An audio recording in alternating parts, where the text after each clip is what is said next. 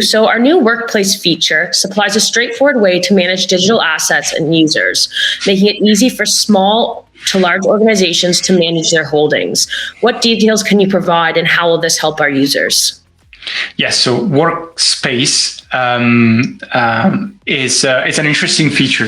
If you've ever used enterprise software before, what typically happens is you have you have to manage an organization that might have dozens to 100 to 1,000 of individuals within it, and you want to be able to segment who can do what, which groups do what. And the same is true with custody, right? Particularly if you're beyond 5 people, you have to start thinking about access control and what roles and permissions each participants have.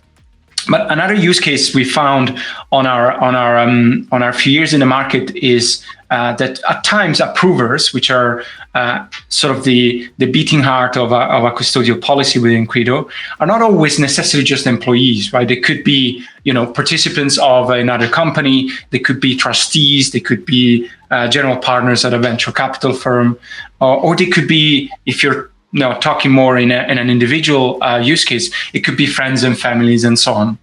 And the ability for users to easily manage members as they move into workspaces, manage multiple workspaces, just gives you the flexibility to organize almost like your digital life or your digital asset management strategy the way you want it. You could set up a workspace that manages all of the funds that you have in common with a few investors of yours. And within that, you manage who are the investors, what do they do, and you have this very neat box in which you can manage your assets within. But then that doesn't mean you cannot be part of many other workspaces. And ultimately, what makes Credo unique is your keys, your identities, what you can carry across several workspaces. And you can be an approver in one and a workspace administrator on another. And that flexible model hopefully will lend itself to a lot of use cases down the line. Okay, cool. So it's almost like you can have like your external and your external in each workplace. Almost kind of reminds me of how Slack, it allows you to have people outside of your organization join your channel and converse with them on projects. Yeah, that's a great analogy. And similar to Slack, you can have several workspaces. Without hinting too much on the UI, you can toggle among them the same way Slack can.